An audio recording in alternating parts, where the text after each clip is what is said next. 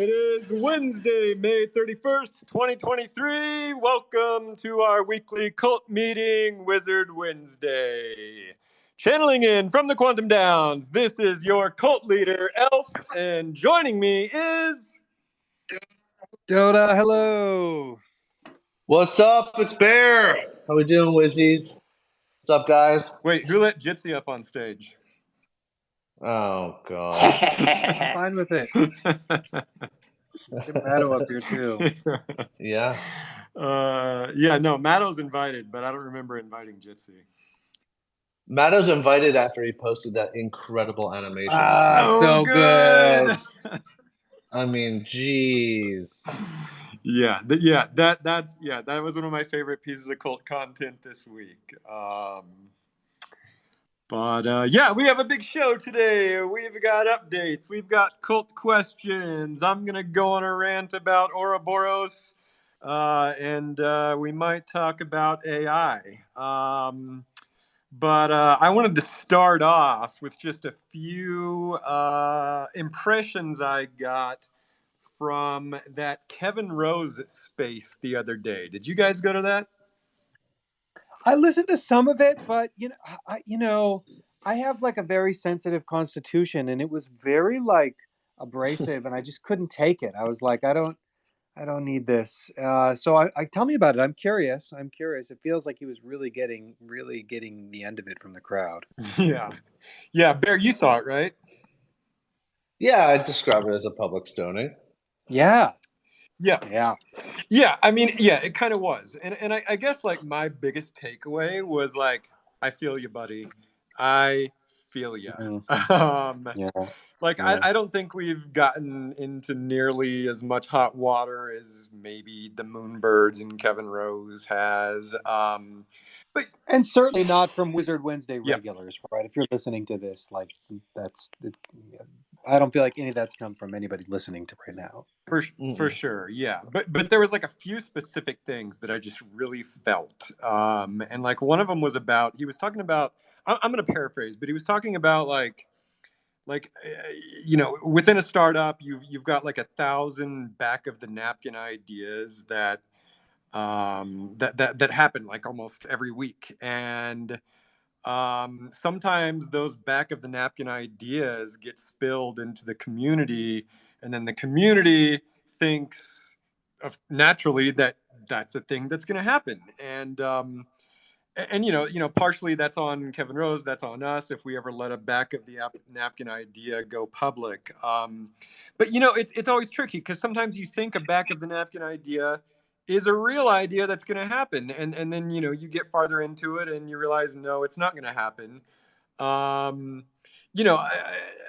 can't think of any specific ideas right now with us. I mean, maybe staking, maybe it will happen. Maybe I was gonna say I can. Yeah.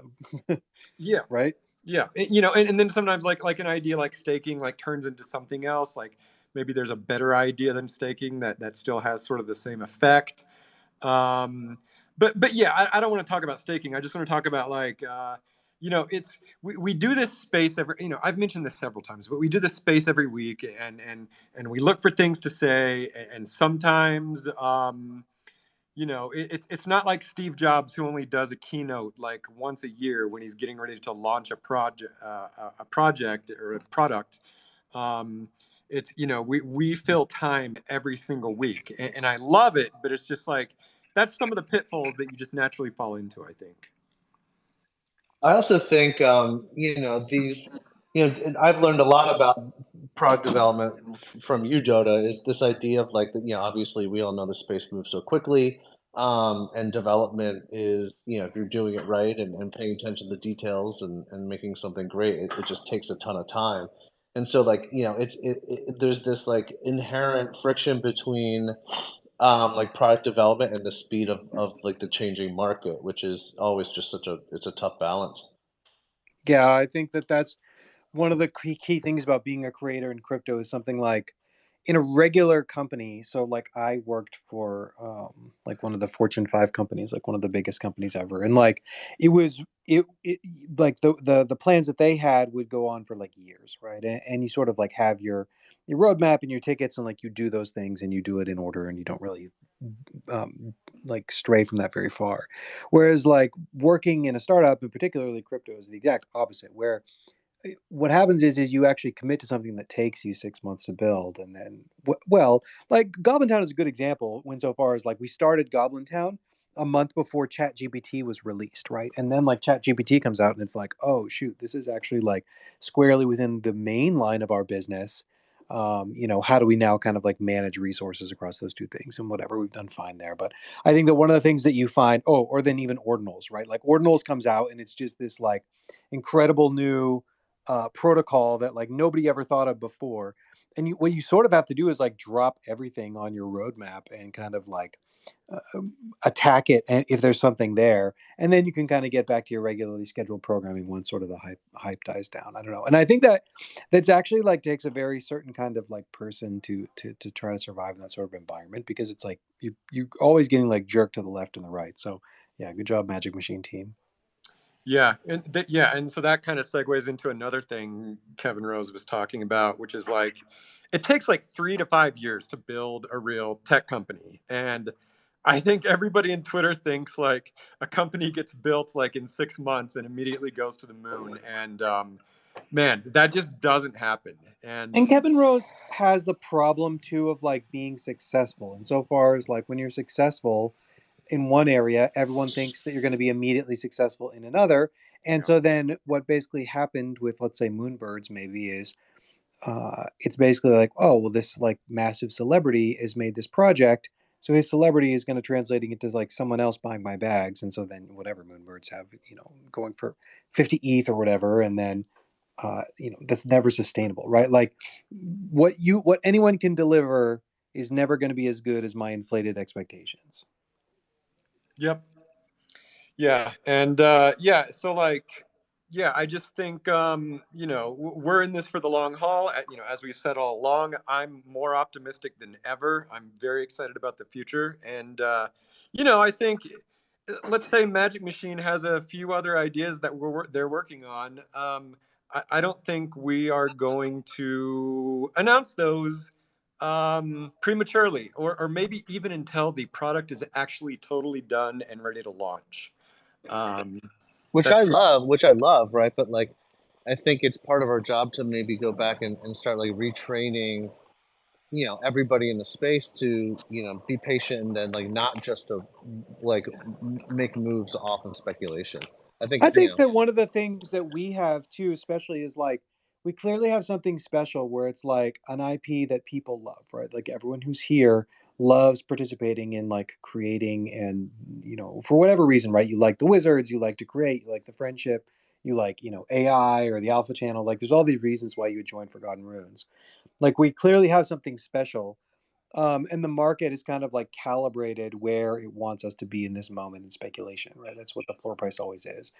And because the market is so, let's say, desperate, the meta right now is literally like send people in exchange for nothing, right? Like that's the meta of the day. Is like yeah, I sent send, you 5 ETH yesterday and you didn't yeah, send me back 10. yeah, no, send me ETH, I'll send you nothing. And so who could have predicted that meta, right? Like I mean, honestly, I wish I had. It'd be a lot easier than what I'm building right now. But I don't know. All that to um, say is like people want pure speculation, and I think that like everyone has to kind of um, calibrate their expectations about like what NFTs are, and really like how do you create a sustainable business that's based on NFTs in a way that returns value to creators, and uh, that is like a real business that's not just like a shitcoin with pictures.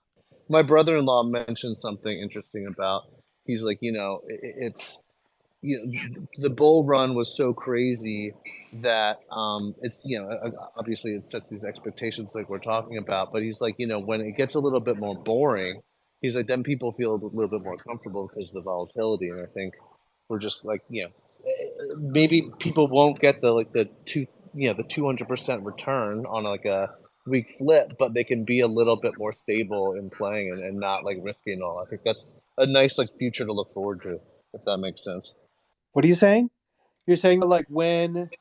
when it gets less volatile, when things get less volatile, it's easier to sort of dip your toe in and not just get like all of your skin boiled off. If that, you know what I'm Right, saying? right. Like if you're new, right? If you're new during the bull market, the volatility is so high, so you can, make twice your money in one day, but you can also lose half your money in one day as well, right? Or Yeah, 90%. exactly. Yeah, You yeah. know, you should be able to like come and like play in the space without just getting completely ruined. Like that's not fun for anyone. Right. Speaking of founders and napkin ideas and things taking 3 to 5 years, Bear, do you have an update on the TV show? I do, yes. Been working, yeah. Always updates. Talk about long timelines. Yeah. Um, I know I came on. I don't know. I think it was like 3 weeks ago, and we talked a little bit about the writer's strike. I was even on the IRL Alpha panel that they have in Venice every week. We talked about it. What's interesting, and this is like happening in real time, is the idea was like, okay, great, the writers go on strike, and we'll still be able to pitch the show and discuss distribution with the streamers, and it would actually even be better for us because it's less noisy in the marketplace. What's happening with the WGA? I'm sorry, I'm being so long-winded, but No, no, it please. needs You're fine. context. Okay, cool. Yeah. What's sort of happened is there are all these different unions. The Writers Guild is just one, right? There's like there's the Gaffer Union, there's the Directors Union, there's the Cinematographers Union, there's the Screen Actors Guild union, and so they the only people striking right now are the writers. But what the writers are doing are really communicating way heavier than I think people anticipated. Because if they can get all of the unions, maybe they don't need to strike, but maybe they stand with them in the picket lines, that will grind everybody down to a halt, and the studios will have to make a deal. And so that's happening, and so essentially, what's happening, the result of that is that we have to like wait a little bit to see how the situation changes. But Yeah, what's everything. interesting is that it's not just the writers. Okay, so like one of the reasons, one of the like, there's lots of things obviously in the details around how the strikes work, but one of the reasons that the writers were striking was around like streaming basically changed the business model. Everyone's sort of familiar with that.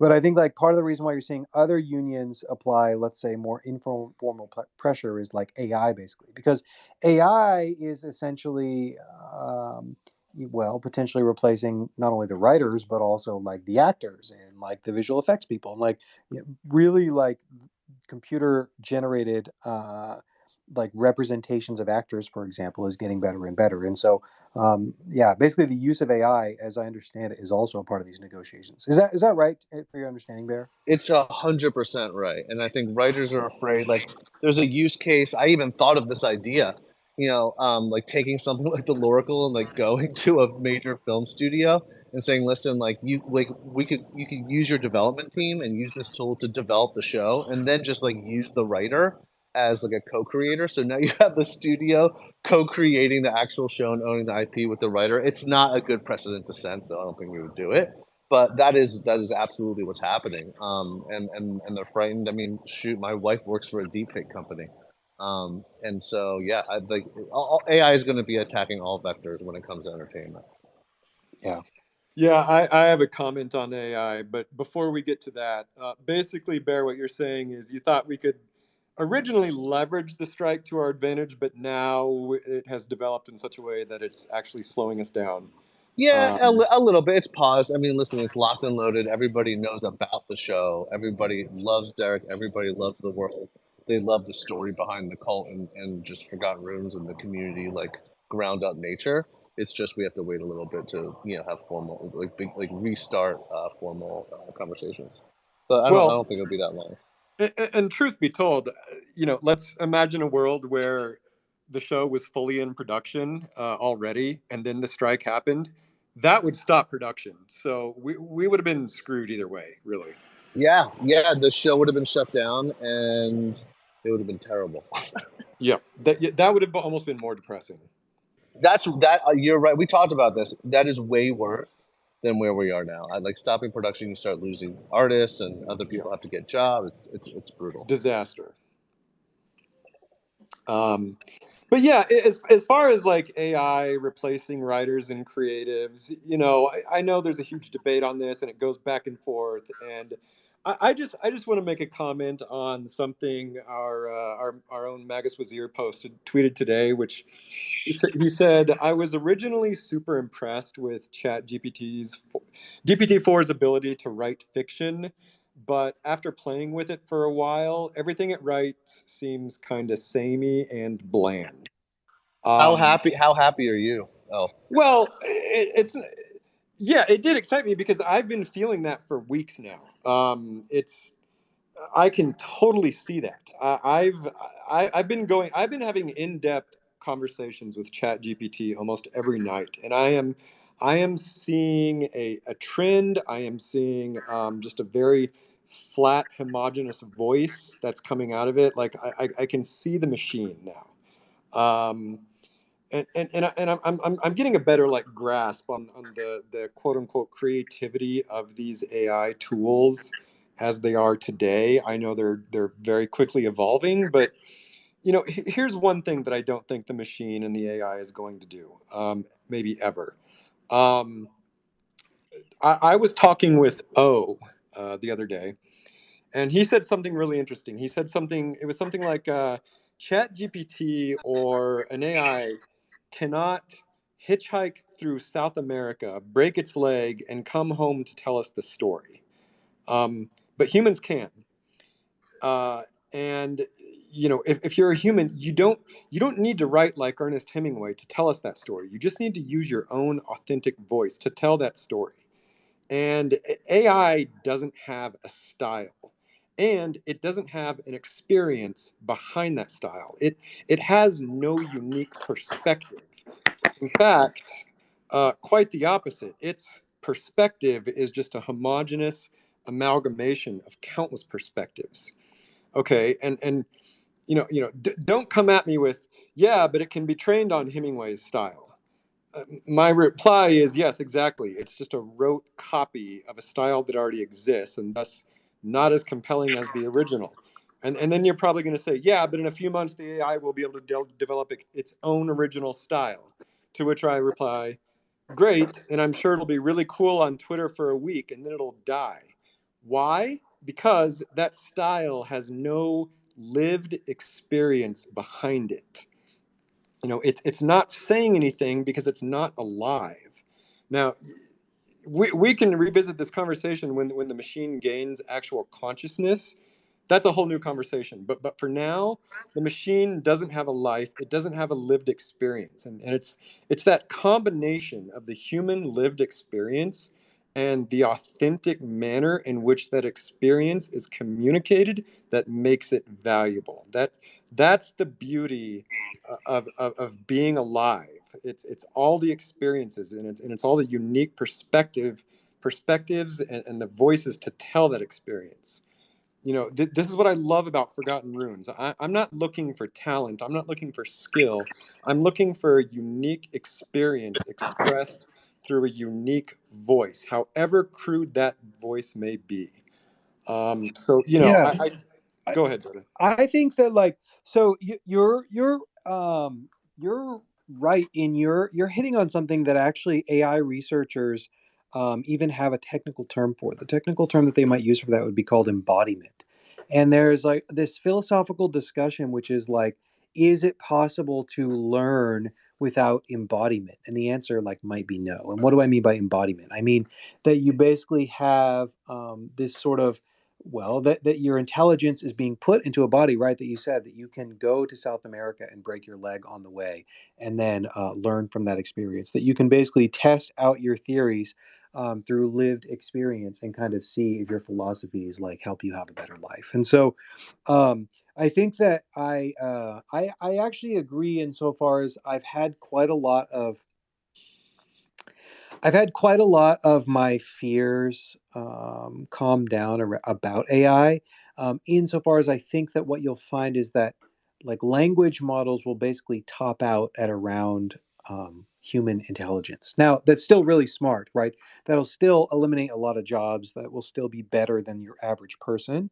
But I actually don't think that a sort of non-embodied AI can necessarily outpace human intelligence, because what it's basically learning is these kind of like relationships between words in the ways that humans understand them. And so, uh, well, yeah, I think that that said, you're already starting to see people uh, uh, e- make attempts to embody AI in simulations. So Minecraft, for example, is like kind of an AI playground, and there was a paper going around this week where they basically embodied ChatGPT into a Minecraft agent, and there's this machine learning kind of intelligence test called, it's like the diamond test, where it's like, how long does it take you to make a diamond axe in Minecraft, and can you write a learning algorithm that can make a diamond axe, right? That's a very complex problem. You've got these dependencies. You've got to go and mine and craft things.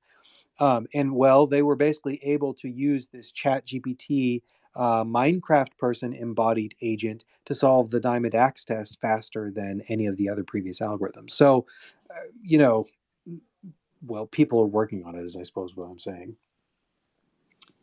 Zay, what's up?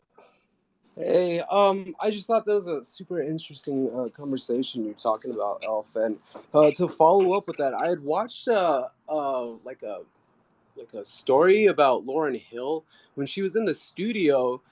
Like they used to always pressure her to get in the studio. Why aren't you in the studio? You're not making shit anymore. And she used to be in there like making shit, but she said it had no source or no substance. But Yep. she said after going out and have lived some experience and lived life, that was able to fuel that creative passion. And that's like where a lot of her like inspiration and magic and source comes from. And I think that's true as an artist. You need to live life and have some kind of experience to draw from in substance.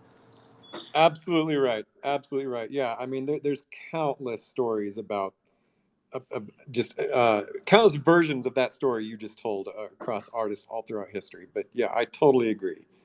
Um, Jeff J A, or I can't fully read your name. Jeff Jag. Jeff Jag. Yeah. Hi. Hello. Thanks for having me What's up. Hi, up? how's it going? I'm an AI artist, been involved in the image generators and very briefly with the LLMs, but for a while. So I come from a point of view of having dug pretty deep into this stuff.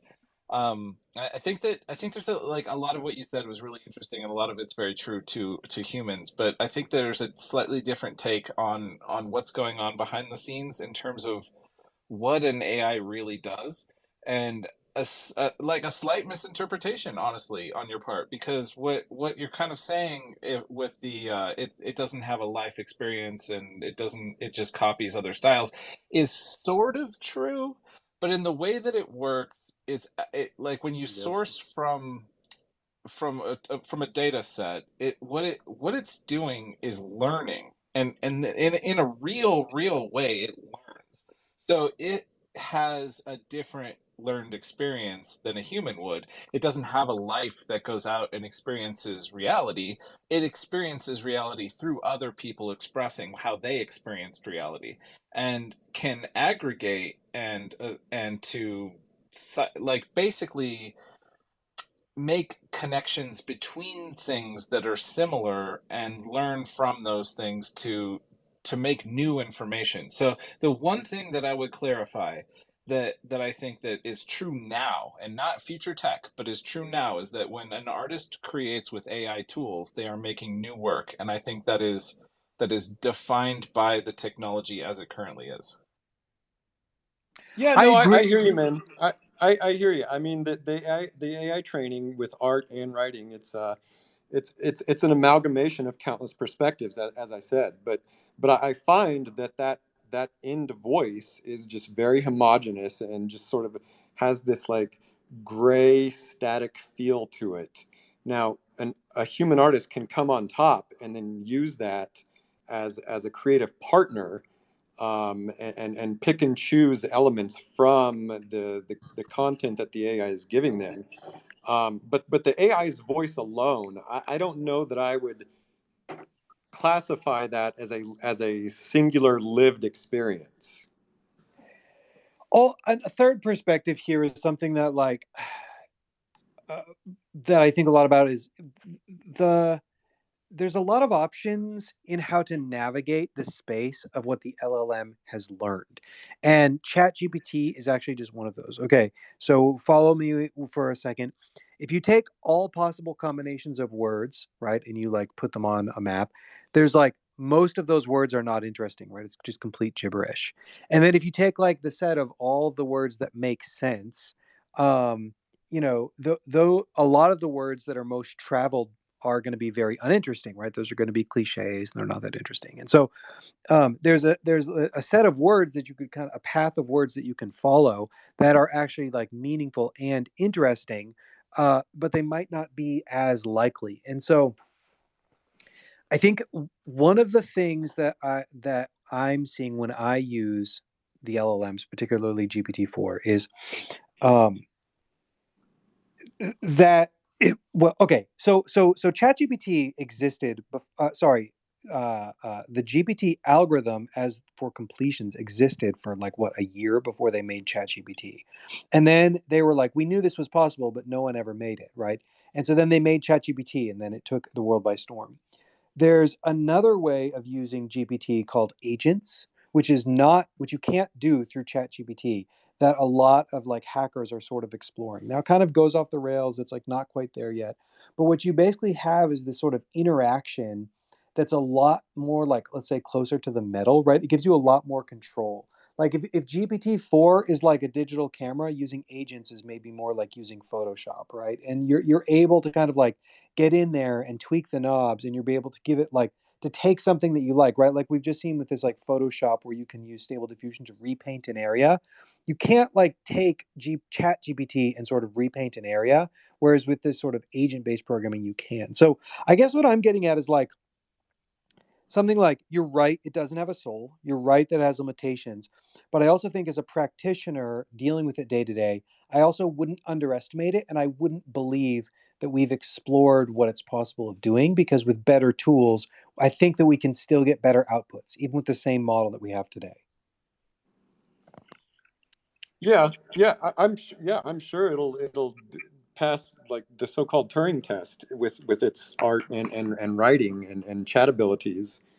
But still, there's no lived experience under those. And yes, it's being trained on lived experiences, but that's not an authentic lived experience. I think where it really differs and where it really kind of takes off in a different direction, that becomes sort of hard to explain, I guess, or hard to really make sense of, is that it passes for it. And that's the thing that I think is really sort of interesting about this, is that even though it doesn't have a lived experience, and I agree with you on that, that its ability to replicate an experience and describe a lived experience is so much more above and beyond what it could do before, that it seems as though it has.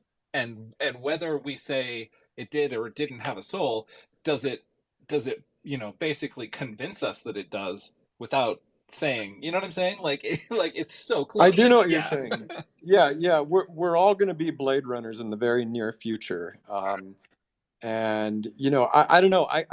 I'm just starting to realize that our blade running abilities are very, very advanced, whether we know it or not. I mean, we already sense the uncanny valley in so-called realistic CG filmmaking, and I think that's going to apply to all other forms of AI content. I think we're all going to be able to like suss out just the small elements of artificiality, and it's going to ruin the entire experience for us. I don't know. I What's mean, the that's what I feel so far. Every new model that comes out, like it's hot for 3 days, and then I immediately see the machine Or it in could it. just make I've everything only more seen Blade beautiful. Runner once.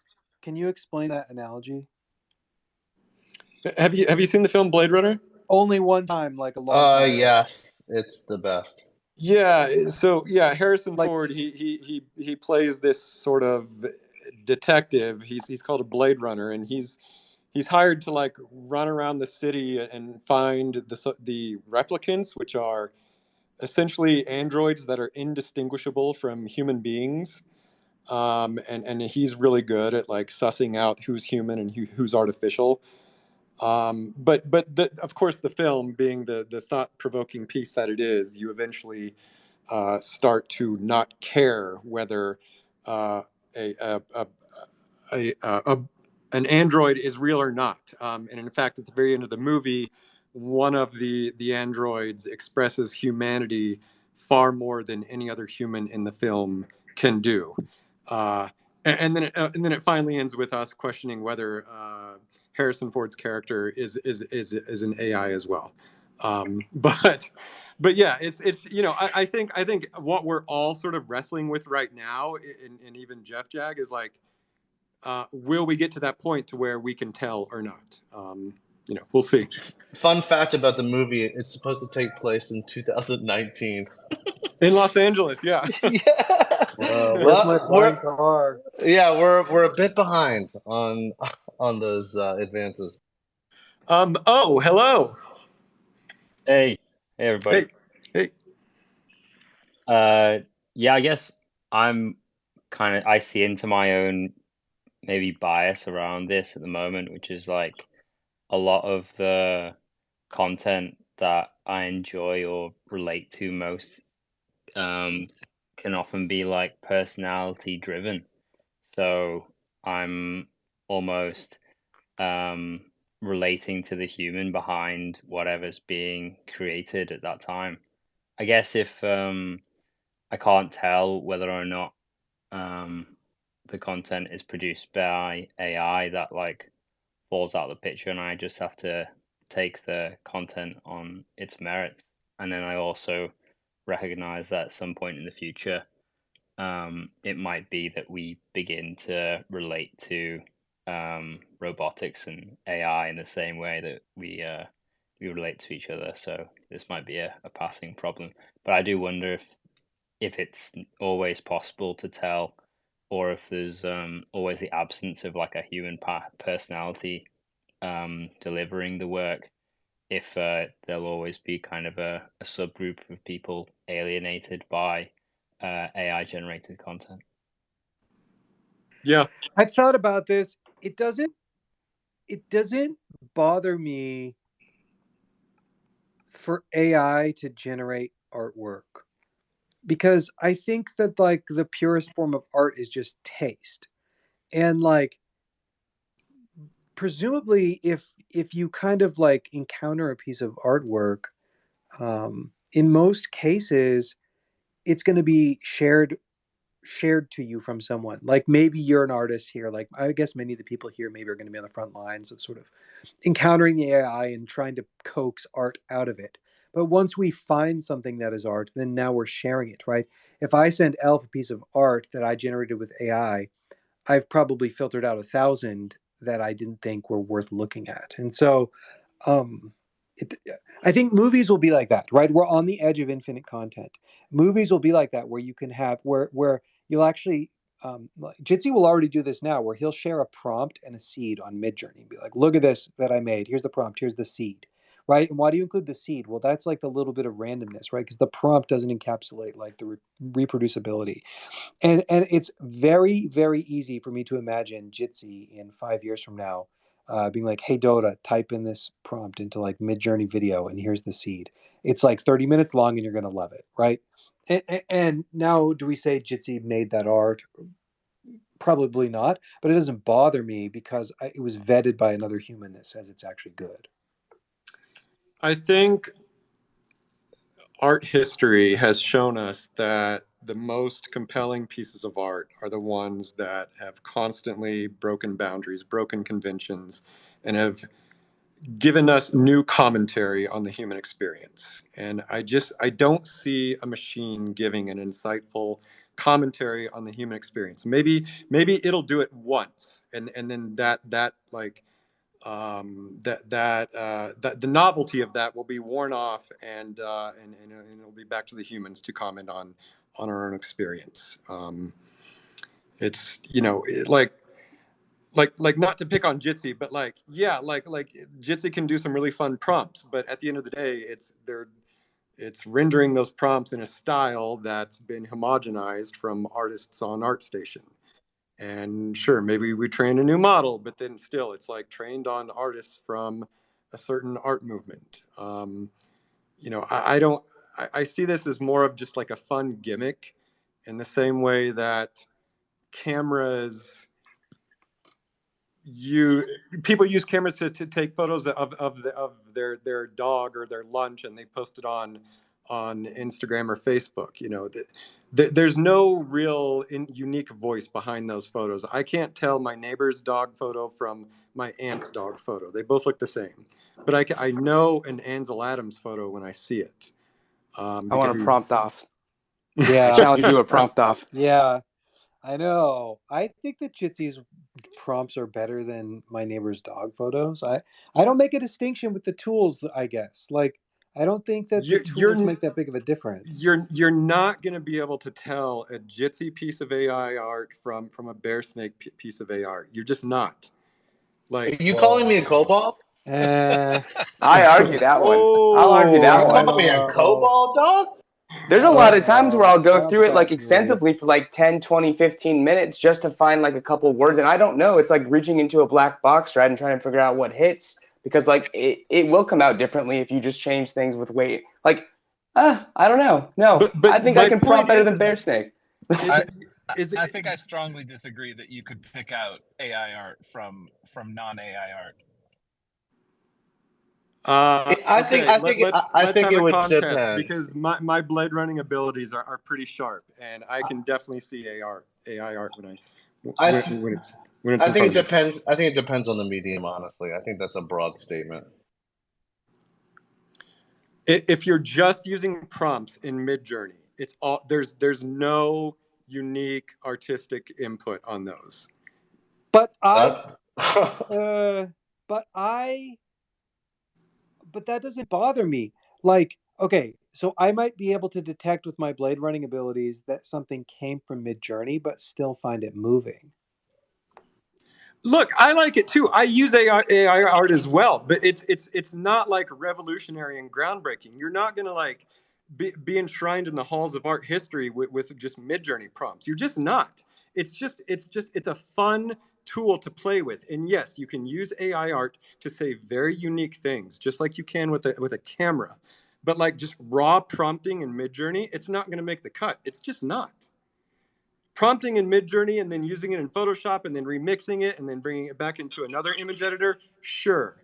But just prompts. Sure. How do you Sorry. feel about Stable Diffusion and like what like let's say Magus Devin's doing, for example? Yeah, it's great, but it's like, you know, look, yes, it's great, and I think there's going to be a lot of artists who train really unique models and use it in a very unique way, and I'm sure one of them will get put into the halls of art history. But it's look, here's what I like better than this. Yes, great AI art comes. There is great AI art, but what I like better, what I like way better, is somebody doing a shitty drawing in MS Paint, or somebody who doesn't know how to use watercolors, just like splash some watercolor on a paper, or Tom's Book of Lore entry that is just like a hilarious page of memes. Like that to me is a much more unique piece of human created artwork.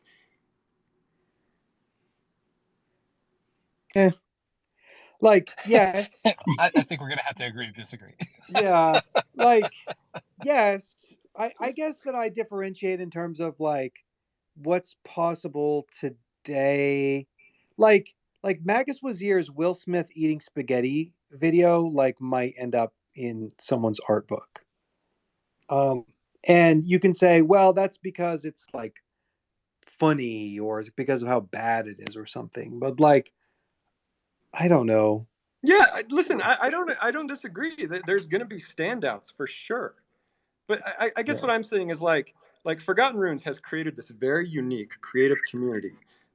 Probably the greatest thing that I hear over and over in the past 2 years is from people who are quote non-artists, and they've suddenly been inspired to create, and they're making things in these very rough and crude styles.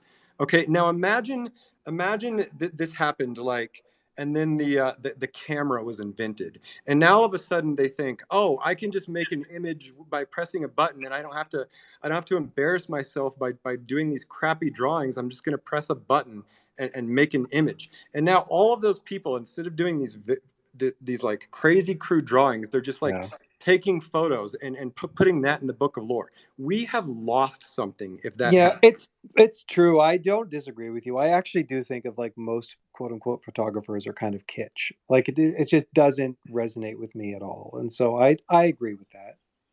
One unifying perspective, because it sounds like we've talked a lot about like why or if or how it matters that an AI made it versus a human made it. But I think one thing that's been danced around is where it was created. Because coming from this group, it's all a lot of like creators and artists who use these tools regularly. But like if it's being applied in a place of like a new user getting inspiration, or to Bear's point about the studios using it as a mediator, potentially, whatever effect that causes. I think it matters where more than how or if, is my point.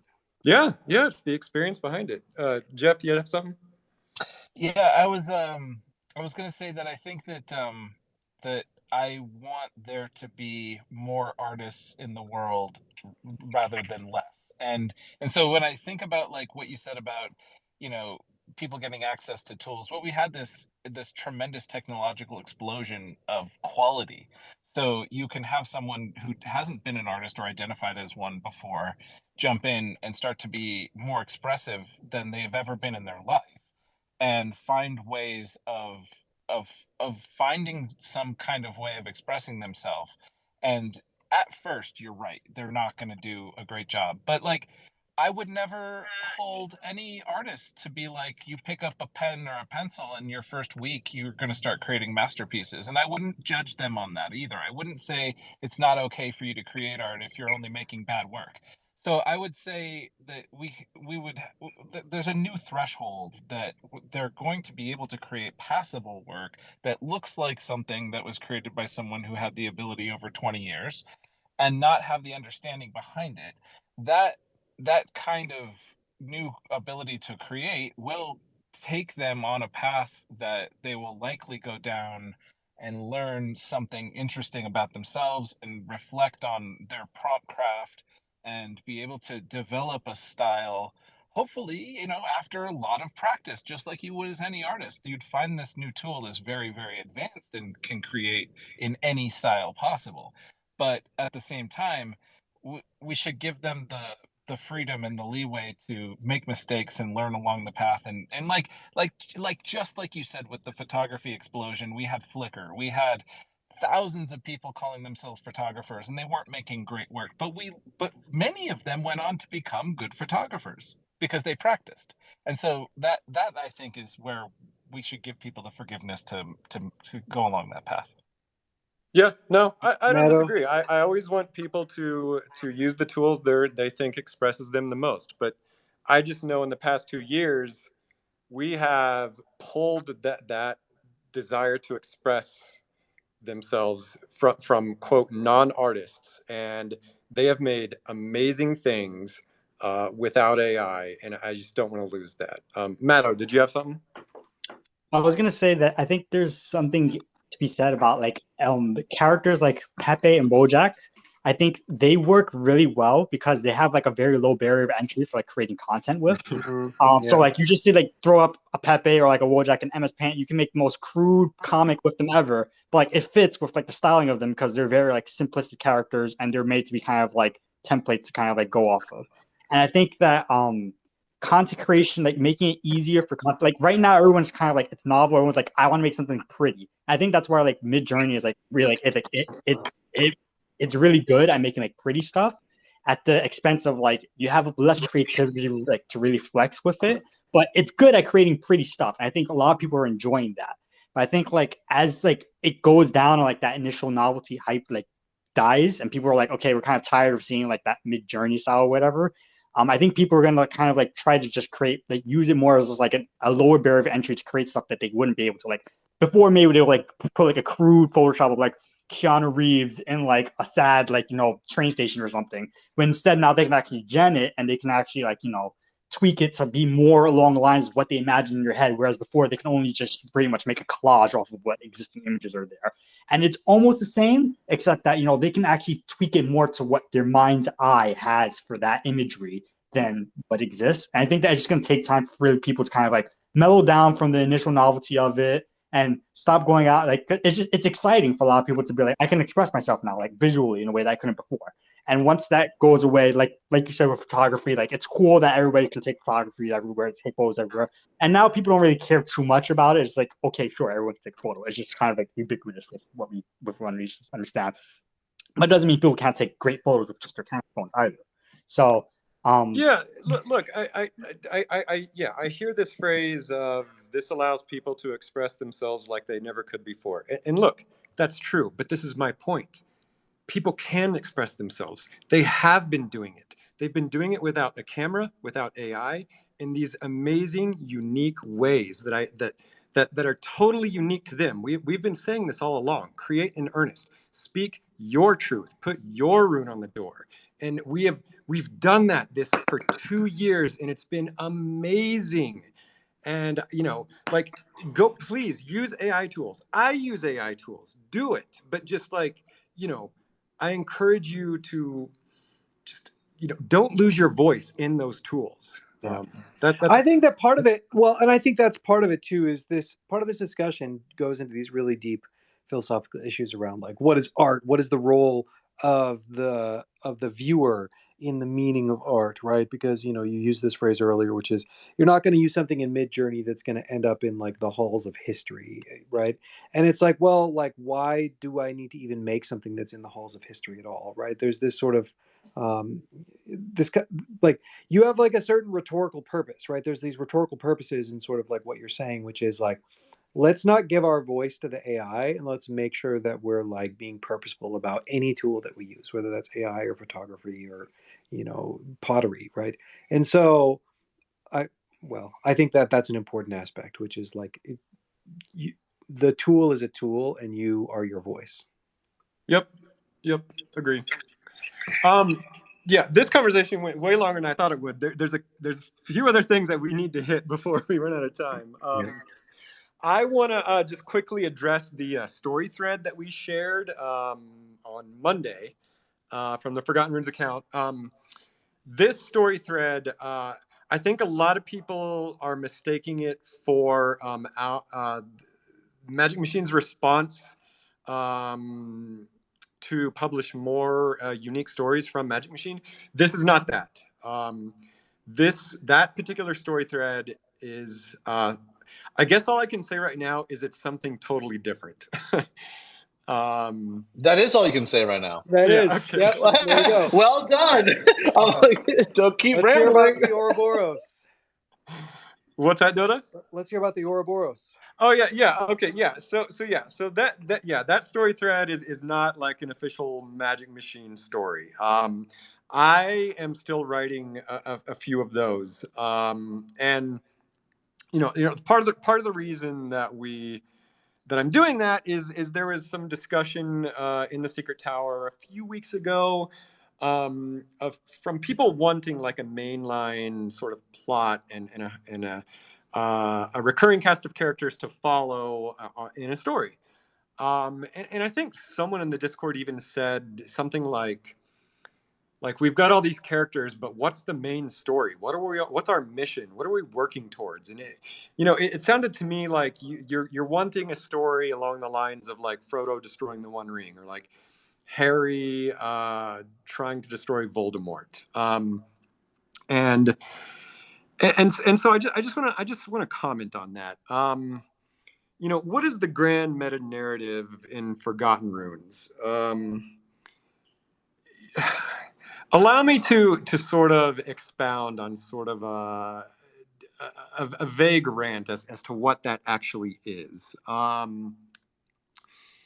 Humanity began to describe its connection to the unknown about 300,000 years ago. I think that's one of humanity's highest calling is is they're constantly trying to get a handle on this connection to the unknown. And they did it through art and spirituality and ritual and music and culture.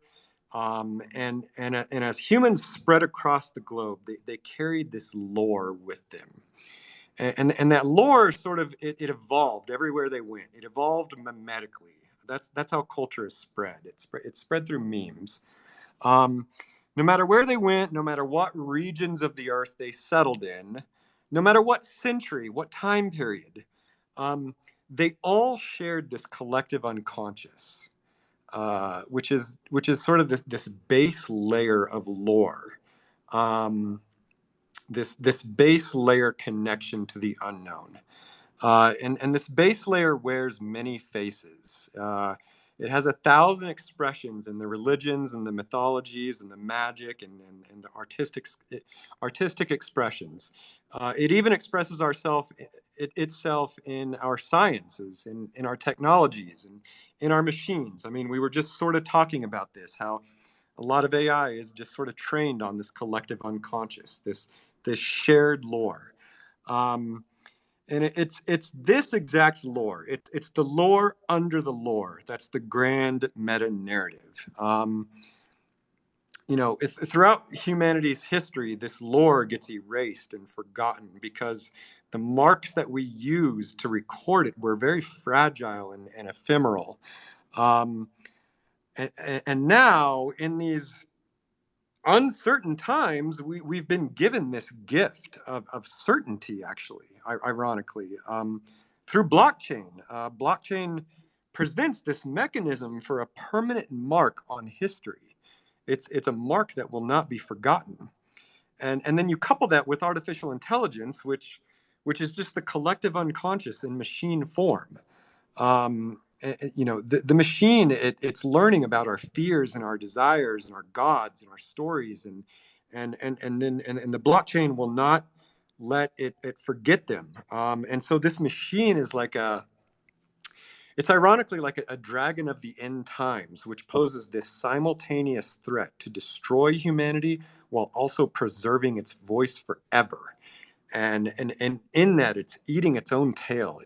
It's spinning in both directions like a quantum superposition, waiting for humanity to give it shape. And so our book of lore, it knows these shapes. These pages in the book of lore, they're scales on the dragon. And the Loracle is chaining them all together. She intuits the grand narrative that's been there from the beginning and presents them back to us. And we don't know how many of these scales the dragon will eat until the next epoch, until the next cycle. I don't know if the artificial collective unconscious will eclipse the organic one. Will the singularity bring some kind of inversion where our lore, our organic lore, continues its cycles in some artificial meta world while the machines inherit the earth? Will our wizards walk on this plane while we, their avatars, open this new door on humanity? I imagine that this inversion will leave some kind of shadow, an echo of this inversion. Like shadows on the cave wall, we will see a glimpse to a world on the other side. The shadow it's a quantum shadow. It's simultaneously an unknown mystery and yet the only indication we have of this great rupture. And so, you guys are asking for a story, the story under Forgotten Runes. What are the wizards working towards? That is the grand narrative as far as I can see it. It's not like a novel or a film like Lord of the Rings or Harry Potter, and because in my opinion that's not the best base layer to do a decentralized world building effort. This is not a novel, this is not a film, this is a whole new thing. This is decentralized creation. And so I just think that's the kind of base layer you have to start with, which is just the same base layer that humanity has been grappling with for 300,000 years. And so, all of that said, Magic Machine will give more, I guess, traditional storylines. You know, these are being expressed in the comic. They're being expressed in the show. And yes, I'm working on like a fun tweet thread that will release at some point. But but yeah, I mean, as far as like the grand meta narrative, that's it. And I feel like I've explained it before, but maybe I haven't explained it clearly enough, or maybe it just needs to be repeated once in a while. I think it's okay. I think it's okay to Yeah. repeat it. You know, I think it's important to keep coming back to it. I do believe though that yeah, bringing in these like specific characters is definitely part of our job. Like you said, it's happening in the comic, it's happening in these bigger expressions in the show and even in the game. I do think it's important to like on a more regular basis, whether it's through Twitter, Discord, or whatever vehicle, to like tell in like groups of individual stories. I just think it's a crucial component to like feeling connected to someone's journey. But I know you agree with that. Yep, I totally agree. Yeah, it's just it's just the base layer story. I feel like has to be this sort of broad meta narrative and not a more specific one. Yeah, well, I mean, we don't have the five novels, that give the background. So in a lot of ways, you can't even get to individual characters unless you set the context and like the bed for the whole world, and then you can make the jump. And I think, you've spent a ton of time, building this base, and now we can actually move forward, Yeah, and play with individual stories. and I thought a lot about like how we kind of bring this context down to earth for people, because I think that a lot of people don't feel like they have even like necessarily the authority to write this like through line story of the adventure of like four specific wizards over a particular amount of time, because you have to invent so many places and you have to pick a particular time. And so I don't know. I think that it would be good for us to come up with some of those stories. And we don't have to declare them the mainline story, but like if there was a thread, right, when you think about the different stories that go on in Lord of the Rings, the different stories that go on in Game of Thrones, right? If someone had written the story of, like if you have the story of Daenerys in, or the equivalent in Forgotten Runes, then now at least you have sort of like societies and locations and timeline and like that can interact with that timeline, right? And I think that's something that I would like to see us do is to create a timeline that other timelines so people aren't starting from scratch, right? No one has really created um, you know, in this particular year of of the Runiverse, these particular characters were in this location over a bit of time. And someone needs to make that, right? Like we've kind of got the comics, we've got things in the works, but someone needs to make that. And that doesn't mean it's the main line, but it's just a line. Yeah. I also think like Dota, like this idea, and this is tough, and I think maybe Elf, I know you feel this is, if we're telling storylines, and it's important to say like what you're saying, like we're not this is not like the only storyline, and I think that like sort of scares people. Maybe not doesn't scare people, but like maybe that puts a dampening on what people can do themselves. And I think it's just like it's up to us to communicate. Like we're going to tell stories about characters, about meta lore, and it should not stop anyone else from feeling that they're going to contradict anything. And I think we're doing a good job with that as a community, that people feel a lot of freedom to write. I think the Loracle helps people who want to stay on us like a given path and don't want to diverge off of it. I think that really, for me, there's really three things that I want to develop over the rest of the year, and that would be one would be the individual characters, like understanding the sort of like personalities of the characters in as deep of a way as we can, and having that in a way that's like consumable by the Loracle. I think the second thing that I want to understand is like the locations of the Runiverse, right? And it's the same sort of thing where maybe we don't all agree on all of the particulars, but there are some high points that people can kind of at least like pick and choose from a menu. And then really, I think a third thing would be to pick out some events in time, to be able to say that like it is told that at this particular time this event happened, and have a year on that, because even when you think about this idea around characters having a personality, well, people's personalities change over time. I'm a lot different now than I was when I was younger, than I will be in 30 years. And so I think that like being able to kind of put that structure of sort of who is your wizard, where are the locations that are known in the universe, and what are the time periods that you're even putting your story into. If we had more developed things in that area, it makes the lore, you're not inventing so much on your own. Speaking of, well, I want to go over some amazing cult content from this week that was put together by our wonderful Tanya. This is week 19 of the Cult Chronicle.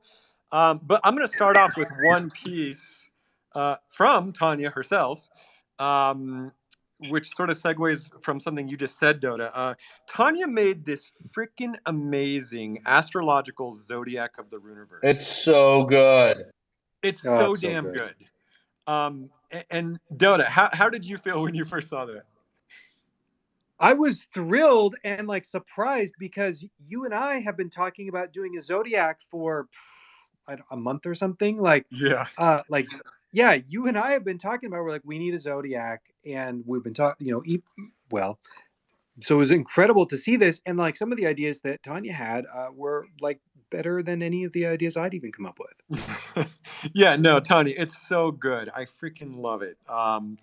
One of the standout pieces of cult content this week, and I've been trying to think of ways to like work what Tanya made into this zodiac system that we've been playing around with, and I think there's some fun ways to do it, but yeah, we won't say too much more on that, I guess.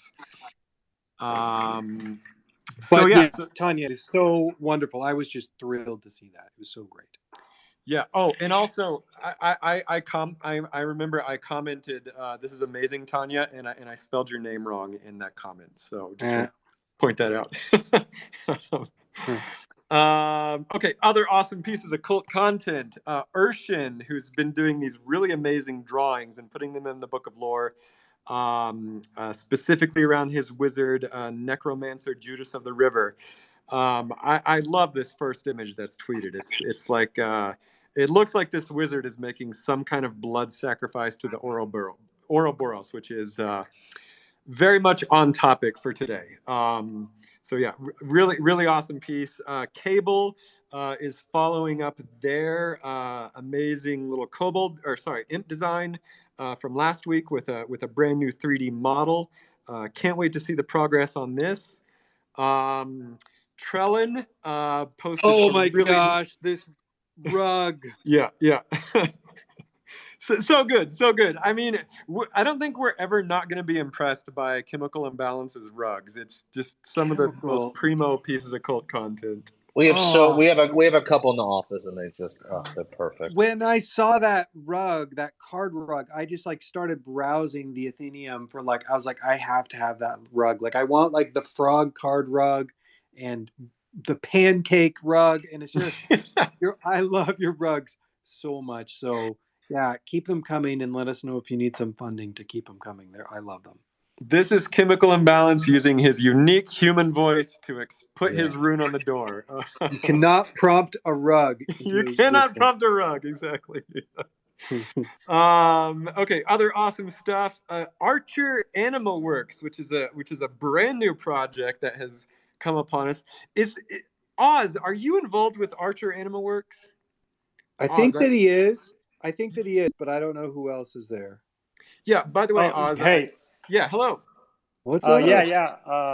Archer is the studio I just founded with Ian, my partner. Been working with that's him, what I thought. So tell us a little bit about this piece, because what the crap, we're working on our own 3D trailer, and this looks better than anything that we've rendered so far. So this looks really good. Yeah, thanks a lot. We rethought everything. Thank you so much. Yeah. Okay. Well, I really should give a shout out to Ian. I'm not sure if he's listening right now, but if he is, maybe he could talk about it next time, because we don't have much time left. But we were just like, let's create something and let's put our rune on the door. And we're just moved by the power line of the cult. And Ian has very keen abilities with 3D, and we were like exploring the Wonder Studios. So yeah, we made that first video using my wizard, and then we just moved on to the next step. So that's in short, that's it. It's really It's good. it's Yeah, amazing. but that's I think like can only praise like Ian's talent for doing that. It's a really amazing take, you know.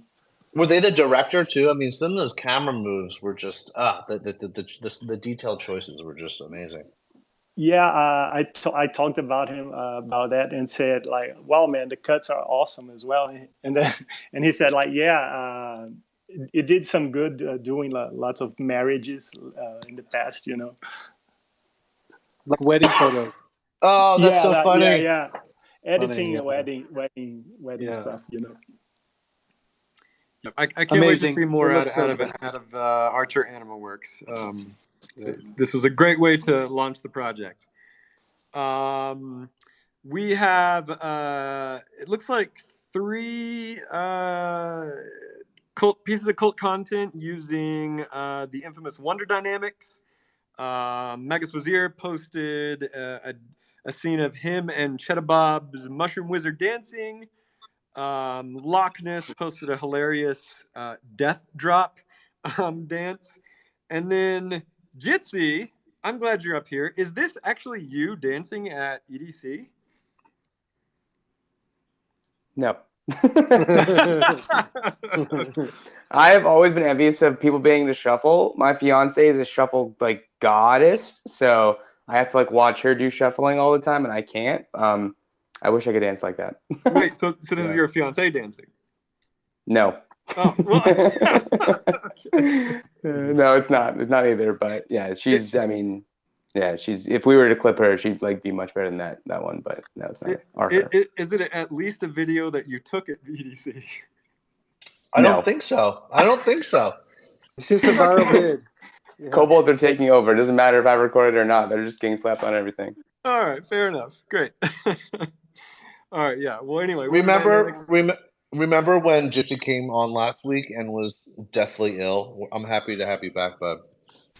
Thanks, man. Yeah, I'm feeling great. I've got it's just a lot. EDC's so much. It's crazy. I tell everybody it's like the mecca of EDM. It really is, but it's a marathon. Like out in the desert, you trek out there, 5 o'clock, you get to like the venue. You leave by 5 a.m. for 3 days in a row. It's a lot. It's intense. So yeah, glad to be back though. Glad you're feeling better, Jitsi. Magus Tumbaj, Zela Soul posted a really nice piece of AI artwork of his wizard. Very unique. I don't think I've seen this model yet. Matto, I think we mentioned your amazing animation. But did you get a chance to like talk about it yet, Matto? It's so good. No, I didn't. It's from Picasso Trigger. I've been following their work for like quite a long time. Sometimes I'll retweet their stuff. But yeah, they have like very explosively enthusiastic, exciting animations that they make. They're like full of so much energy and like emotion and just like short clips. So like I was like I've had my eye on them for a while, and I saw that they were doing like commissions for like various VTubers, and there was even like one Japanese NFT project I saw that did a commission for. So I was like, yeah, you know what? I'll go ahead and ask them. And then yeah, they had a pretty quick turnout time. It was really cool and it was really fun working with them. But like I'm glad that it was made, and it seems like pretty popular. A lot of people like it, but I'm glad that people like it. Incredible. I love it. Yeah, it is. It's so good. I'm gonna retweet it right now. Matto, do you know how long it took to make this? The turnaround for this was about like maybe like a month and a half. Okay. Yeah. That sounds about right. Yeah, it was pretty fun, pretty easy to work with too. So he knew the idea exactly. Once I told him, I pretty much was like, the concept for it is, I want her. She finds the mushroom and she's like, whoa, and then she eats it and then blah, and then he understood completely. Like all of his animations are pretty much like that, with that streamline of like explosion. So like I tried to like keep within that dynamic, and he understood perfectly once I said that. So yeah, if that was your direction, then they know. My direction was pretty much almost exactly how the emojis are in the start of the post. That's pretty much the art direction I gave him for it, and he was like, I know exactly what you want. Nailed it. Awesome. Okay, and then Cheddar Bob posted a really fun it looks like Mac Wazir's is out of business, but the one who rings the Taco Bell is in business. I don't even know the name of this restaurant, but You can't get away from the restaurant business, Waz. no matter You have how to hard he accept your tries. future. Yeah. Can't burn this one down for the insurance money. Exactly. It only works once. And then sort of the unofficial familiar mascot, Nard's dog Soda. Just some cute photos of Soda wearing the Dream Master hood. Hin Boyd, Maga 6R of the Hills, posted some really fun painting of his wizard. Schiller, who I think was in this space a while ago. If you guys aren't following Schiller's YouTube channel, go check it out. Schiller has posted 2 or 3 videos now on Forgotten Runes. He does a great job of sort of diving in and spending the time. I love it. I told him this week. It's fantastic stuff. Yeah, Schiller's great. Schiller's great. His latest one is he's playing with the Loracle, and it's really funny watching him like interact with it for the first time. Yeah, he asks it how to cook a fish, and I was like, all right. I mean, to be fair, watching him do that gave me some good ideas on how to have it give a more appropriate response, because there are entries in the Book of Lore of people cooking fish. And if you ask, how do you cook fish in the Runiverse? If you say, in the Runiverse, it actually gives you a much better answer. So I have some ideas on how to, force that every time. That's cool. If anyone was wondering how much Dota cares about this being perfect, it's that I remember that fish comment came up, and you were like, it needs to be in the voice of it needs to be happening in our world, and you're like, no, you dropped everything to fix a question about fish. Exactly. True story. Speaking of fish, Perry did a 5-minute sketch of Magus Devon's warrior, and this little girl warrior has a little fish in her mouth. It's super cute. Small Protect did a really fun AI render called Summer Child. It's beautiful. I will admit that. Speaking of AI, Tabitha of the Marsh has been doing some really fun tweets of locations in the Runiverse. These have been great, Tabitha. I've loved all these. I myself have been having a blast writing about the locations of the Runiverse in Wikipedia. And it looks like we've got a fun sort of back and forth going. But yeah, Tabitha's Runiverse location tweets lately have been awesome. Merlin looks like had another expedition in the Runiverse NFT worlds. They explored the depths of Mount Hades and discovered the lair of the High Champlain. And there's a group of wizards involved, but I can't really see who was involved in this tweet. But it looks like fun was had by all. And then finally, Runes TCG, the most famous card game in the Runiverse, released a 1-of-1 card. I'm trying to read about it. It looks like Bronze World was the winner of this amazing, beautiful, legendary card. And yeah, I think that's all from the Cult Chronicle. One thing before we go is today's episode is episode 98 of Wizard Wednesday. Oh my gosh. Yeah. And so that means that the 100th episode will be in 2 weeks, and you should definitely come. Tell your friends that you want to come to the 100th anniversary, I guess, the 100th anniversary of Wizard Wednesday. You're so subtle. You're so subtle, Dota. Wait, Dota, why should they come to the 100th show? Shut up, Elf. We'll tell them next week. Come next week and you'll find out. Okay. Tell your friends, tell your neighbors. I also, just before we wrap, I do want to say just about Tanya's cult recap every week.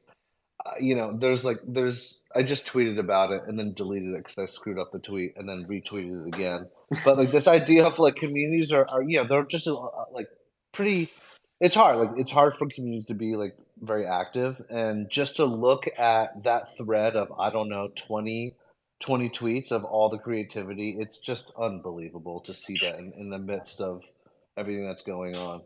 And I was even telling Nalgene yesterday, or I think I was telling you, Elf, this idea of like, if this is the worst that it gets in a year, looking back, it, this isn't that bad. I still feel like we're in such a positive space. Yeah, I don't know. Maybe I'm not supposed to say that out loud, No, I but I understand just, what you're saying. yeah, it's like I feel like it could be much worse than this. I feel like we're doing pretty good. It was a funny way to put it, Bear. Like Tanya's Cult Chronicle is the worst it can get. No, well, you know, I didn't mean. But, like, I meant if- the creative output. Sorry, the creative output is just incredible. Is what I'm No, saying. I know what Sorry. you mean. right, but if it's like sort of the low, if this is the low point of our community, it's still like so vibrant and wonderful. Thank you for translating my work. That's much better. No, I I'm know what having you a mean. day. No, Tanya is the best. Tanya is the freaking best. For more reasons than just the Cult Chronicle. But yeah, no, things are great. I'm super optimistic, and if this is a bear market, then keep it coming.